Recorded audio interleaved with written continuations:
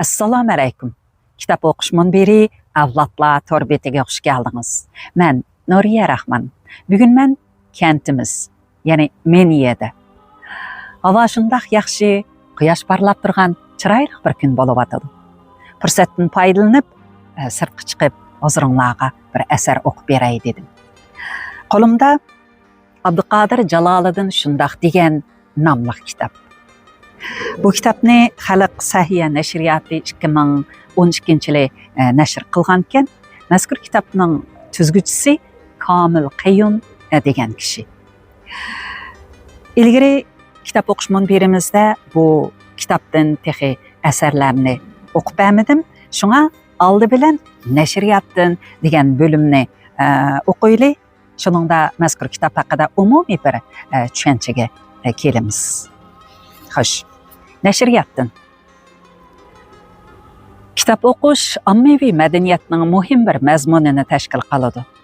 Kitap o'qishning umumlashish nisbati bir davr odamlari, jumladan bir millat kishilarining safosini tushunishdiki ko'znak.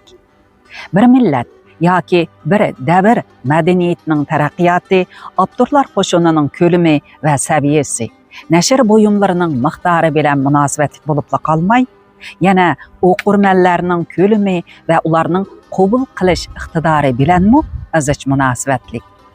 Ma'lum ma'nodan aytganda, mas'uliyatlik o'qirmanlar to'pi sifatli avtorlarning shakllanishida kam bo'lsa bo'lmaydigan chirtga. Payzivatdagi dehqon yigit Komil Qayyum Abduqodir Jaloliddin apandining asarlarini qaytirqinib o'qib, asarlardagi aqliyalarni, badiiylik tusi quyuq aytimlarni tanlab kitap qilib tuzib chiqibdi. Onundan bu o'qirmanning kitap o'qishga bo'lgan ixlosi, bilimga bo'lgan tashnoligi, jamiyat va turmushga bo'lgan kuzatishni ko'rgili bo'ladi. Chunki tanlash o'z navbatida bir xil ijodiy faoliyat bo'lib hisoblanadi. Hozir o'qirmanlarimizda aforizm, ya'ni aqliyaga bo'lgan qiziqish paydo bo'lib, matbuotlarimizda aforizm ijodiyati uchun belgilik sahifalar ajratiladi. Bu nihoyatda yaxshi ahvol. Aforizm turmush saboqlari ixcham iboralarga qaytib ishlangan ibrat kapsuli bo'lib, so'z san'atining alohida bir turi. Uni kundalik nutq, yoziqchilik va tadqiqotlarda ishlatib ifodalashning unumini oshirg'ili bo'ladi. Abduqodir Jaloliddin apandining belgilik zehn talab qiladigan yozmalari biri dehqon yigit tarafidan g'alvaraga elinib, biri chash yosilibdi. O'qirmanlarning safosini o'stirish nashr afkorlarining bir vazifasi.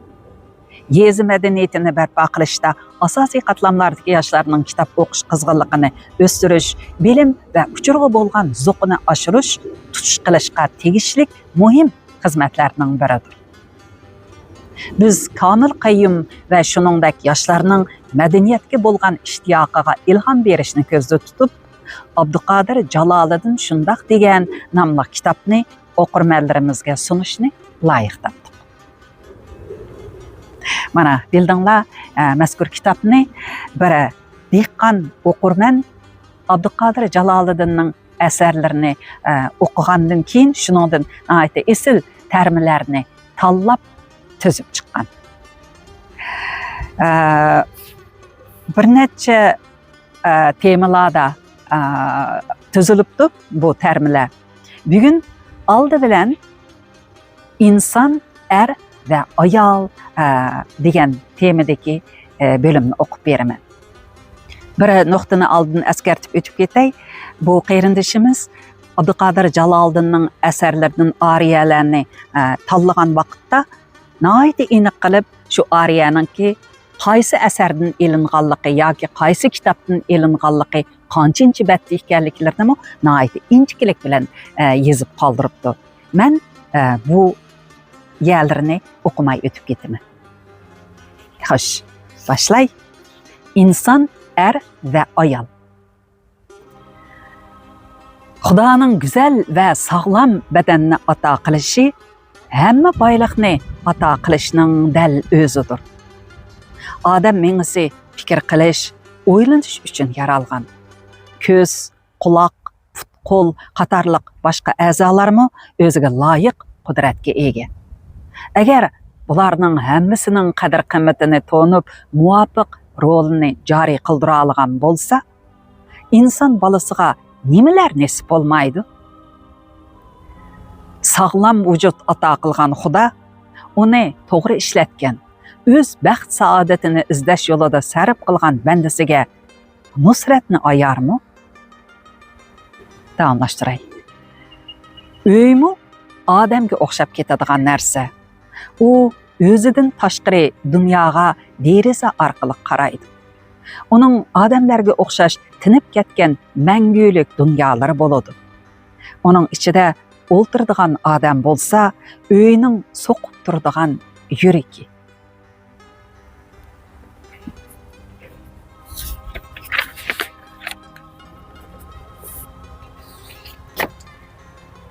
Kishi o'z realligida turib, qaymoqqan chaqlarida asalla o'tmish tarixiga bog'lanib qoladi. Shuning bilan u allaqachon muayyanlashib bo'lgan tajribalarning to'lqinida uzidi. Biroq noma'lum tajribalar kishiga yuz xotira qilmaydigan tarzda kutib turgan bo'ladi. O'zining buguniga xo'jayin bo'lolmaganlarning atisi tashvishlik tunini o'ziga hamroh qilmay qolmaydi.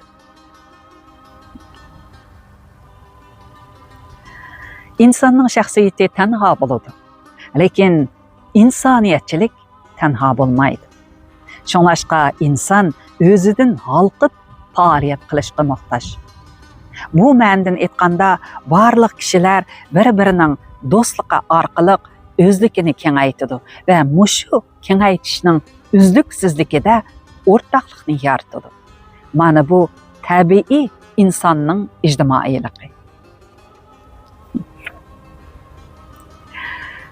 Yani biri ruhi acizlik, barlıq munqarzlikning anası. Şuna insan öz təqdiri haqqidagi büyük quruluşunu xarakteri tərbiyəsindən başlaşı gerek. Bir millet yoki bir dövlətmi öz fuqarolarının xarakteri mükemmelligi və əxlaq güzelligi üstüge qurulsa, onun hayati gücü tangdoshsiz bo'ladi. Öz fuqarolarının o'ylash, fikr qilish va ijod qilish jihatdagi normal xosligini g'alab qilib tashlagan podshoh ig'ir aql nomrodligi ichida vayron bo'ladi.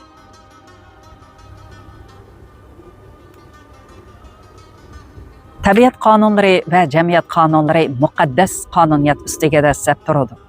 Ashu qonuniyatni bilish yo'lidagi ilgirlash insoniyatni baxtga elib boradi.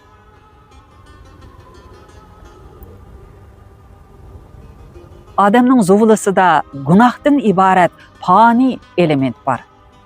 Shunlashqa gunohdan ilgari qonun tuzilib bo'lgan bo'ladi. Ashu qonun bilan gunoh bir-biriga tanasib holda insondagi fikriy mavjudlikni, ya'ni ozg'unlik ichidagi tinch ilgirlashni dialektik ravishda ro'yobga chiqargan.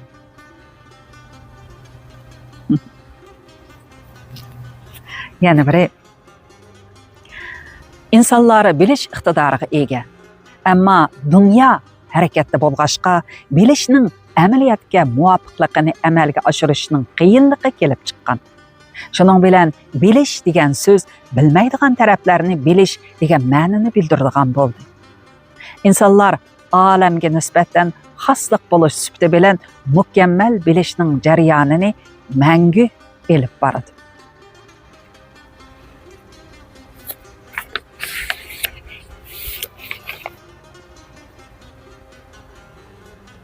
İnsan aql egisi, shundaqla hissiyot egisi. İnsan o'z navbatida yana aql va hissiyotning tutquni. Atrofidagi dunyoga hissiyot tusi berishni yaxshi ko'radigan romantik maxluq.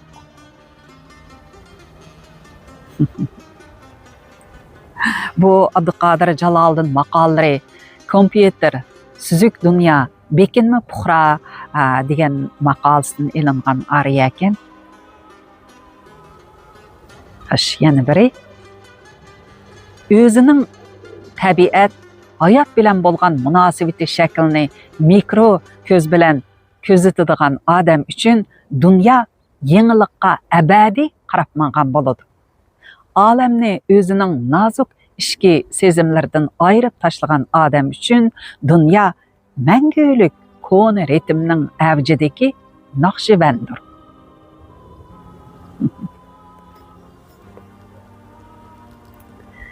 Yana biri, inson tabiatning qoidalarini bildi. Onundan unumli qurollarni yasadi. Jamiyat qoidalarini tuzdi. Qonun, huquq, egilik iboralarini maydonga keltirdi. Albuki ular insonlarga tava narsa bo'lmasdan, qandaqdir bir qism kuchlarga tava qurollarga aylanib qoldi. Nurg'un kishilar o narsalarning tahdidi ostida kun kechiradigan bo'ldi. Shunda qilib inson o'z atrofidagi narsalarni bilgan bo'lsa-mu, o'zini unutib ketdi. Go'yo o'zi haqida savodsizlikqa yuzlandi. Demak, inson ma'naviy yaxtdan sakratga tushdi. Hayot yashayotganlar bo'lsa, biologiyalik, fizikalik inson bo'lib qoldi. İnsanlarning nupusi ko'paygan bu davrda odamlar bir-birini tonimaydigan holga keldi. İnson ruh egasi, lekin u o'zining ruhini bilishga kelganda bakmi ojiz. Yana biri, tog'larning keyinida tog'lari bor. Ufuqning keyinida ufuq. İnson tog'lardan eshib ko'zni bog'lab turgan ufuq pardalarini yirtib turmasa, u ko'zi ko'rib turib hech nimani bayqamaydigan amaga aylanib qoladi. Yana birini o'qiy. Vujudi sog'lom bir ayollarga qiziqmay qolmaydi. Erlar dal mushunda qiziqishning qaydimida o'zlarining erlik dunyosini bayqaydi va uni mukammallashtiradi. Lekin to'g'ri yo'nalishga yetaklanmagan herismanlik erning ma'naviyatini mujmallashtirib, uni hayvoniy xarakteri kuchli odamga aylantirib qo'yadi. Har bir ayollarga bo'lgan qiziqishdan o'zining safosi va havosiga yarasha o'xshamagan natijalarga erishadi.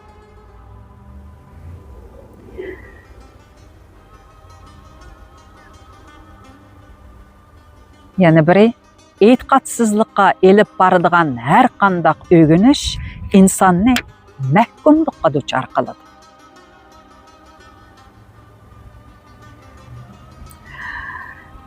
Taqvo kambag'al, fosiq boydan ojiz emas. Hasrati yo'q ayol yuzaki ayoldir. Har qanday ta'lim tarbiya inson to'g'risidagi qadriyatdan boshlanadi.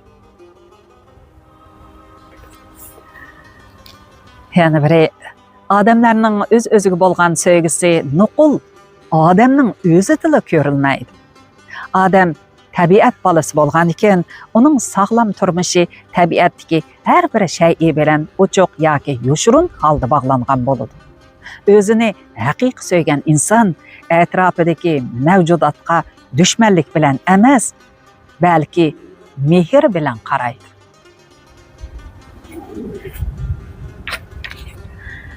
Yani biri, ayollar shundoq yaratilganki, ular bir qarasang emgakchi, bir qarasang mengib bergichi, bir qarasang ana, bir qarasang lava. Oxirgi hisobda uzul kesil qurban bergichi. Ishlarda naqobil erlar ayollardagi elastiklik va mo'l ishki dunyoni ko'zir qilib, mastu mustag'raq bo'lib yashamoqda. Davomlashtiray. Ayollardagi suzuklik aslidagi mo'l ishki dunyoning tashqi ko'rinishidir. Ulardagi nazokat, sulkat, romantikaning boy tuyg'u o'zgarishlari erlar uchun mangu oxirlashmas tepishmoq sifatida hayotning maxliyoliq belbog'larini shakllantirgan. Wow. Ajoyib chiroyli his-da buni. Ayollardagi suzuklik aslidagi mo'l ishki dunyoning tashqi ko'rinishidir. Ulardagi nazokat, sulkat, romantikining boy tuyg'u o'zgarishlari erlar uchun mangu oxirlashmas tepishmoq sifatida hayotning mahliyoliq belbog'larini shakllantirgan.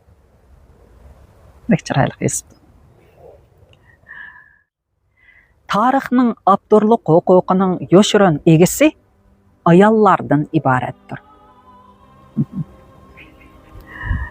Erlar o'zidagi aql idrak va moddiy boylikning halol sarfiyati orqali ayollar ustidagi haqqi hurmatini qo'g'dish lozim.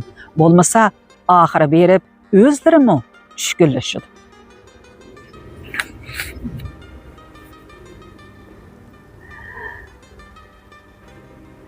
Muvafiq sharoitda qattiq qo'l bo'lolmagan erlar o'z ayollariga mohiyatlik holda mehribon bo'lolmaydi. Bir millatning tushkunligi ayollardagi sayoqlikda ro'shan ko'riladi. Bu yana erlardagi qaysarlikning barbod bo'lganligini tushundiradi. İnsan aql egisi bo'lganligi uchun u o'zining boshqalarning nazarida insonga xos sifatga ega bo'lishini o'ylaydi. O'zini boshqalar bilan o'xshash deb qarash ibtidoiy adolat tuyg'usini shakllantirdi.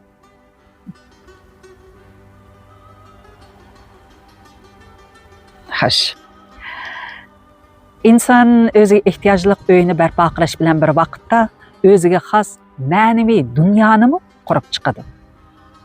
Uydagi naqsh, lim, biror tomdagi biror dog'mi uy egasining ixlosi ham e'tiqodi bilan tabiiy uyg'unlikni, un-tinsiz dialogni shakllantirdi.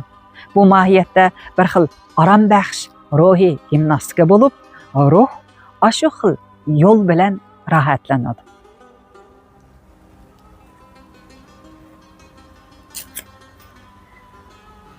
Bugungi tirikchilik insondan mehnat va aql talab qilib qolmay, balki insonning tabiiy shaxsiyatiga yotadigan hamma elementlarni, tuyg'u, xiyol, tush, jo'yilish, sukut qilish kabi oromiy daqiqalarimizni do tikishni talab qiladi.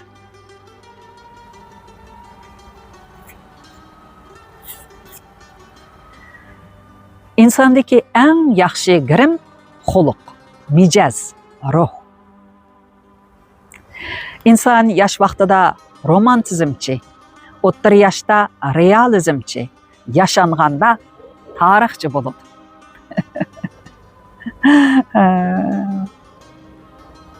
İnsan yosh vaqtida romantizmchi, o'ttir yoshda realizmchi, yashanganda tarixchi. Ata taqqa o'xshash surlik bo'lishi, ana vaqqa o'xshash illiq, xushpuroqlik bo'lishi lozim.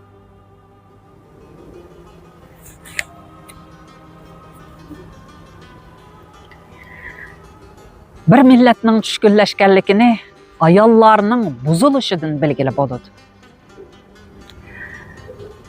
İnsanning yashash vositasi taraqqiy qilsa-mu, lekin uning tabiatida o'zgarish bo'lmaydi.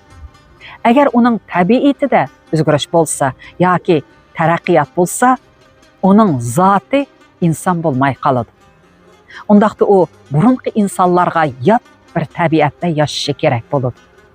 Lekin biz o'z insonligidan xoli yashagan insonni tex uchratmadik. Demak, insoniylik o'zini saqlaydi, lekin uning yashash vositasida taraqqiyot bo'ladi.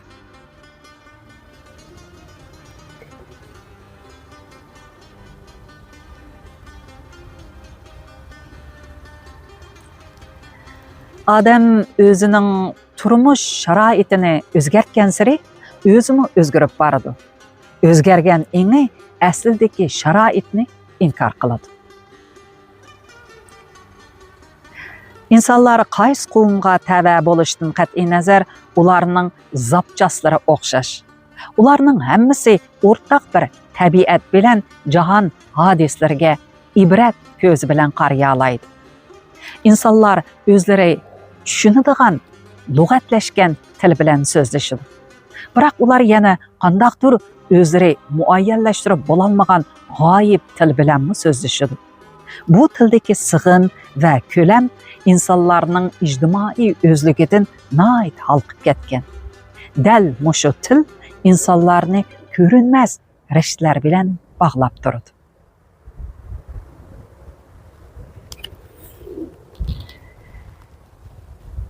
Yashash uchun kurash qilish barliq jonliqlarga xos faoliyat. Hargizmi odamga xos birdan-bir iqtidor emas. Ammo bu iqtidor nazar doirasi tor odamning qalbida xushomadchilik, noto'g'ri ziddiyat o'smalarini paydo qilib, atrofga tezla yo'qadi. Inson o'zining yashash tarzini hayot haqidagi tushunchalariga ko'ra belgilaydi. Inson o'zining yashash tarzini hayot haqidagi tushunchalariga ko'ra belgilaydi. Abduqodir Jaloliddin maqolalarining asr oxiridagi o'ylar degan maqolasini e'lonlangan. Har qanday odamda tavakkulchilik bo'ladi. Tavakkulchi odamda qaynab turadigan qon, qutirab turadigan hissiyat, g'oyibona talpinish, o'zi ham boshqalar tarafidan oldinish qatorliqlarning yo'q bo'lishi mumkin emas. Mana bu bir temadagi, ya'ni inson, er va ayol degan temadagi ariyalarkin men bek yaxshi ko'rdim. Sizlarning yoqtirgan bo'lishinglarga tilakdoshman. Shuning bilan birga dangliq yozuvchimiz Abduqodir Jaloliddinning teniga salomatlik tilaymiz. Ma'qul amsa, hurmatli anglarman, ko'rarman qarindoshlar. Bugungi asar o'qishimiz mushakichi bo'lsin. Kelar qitimliq programmamizda ko'rishaylik. Xayr-xush, omon bo'lg'aysizlar. Xayr-xush.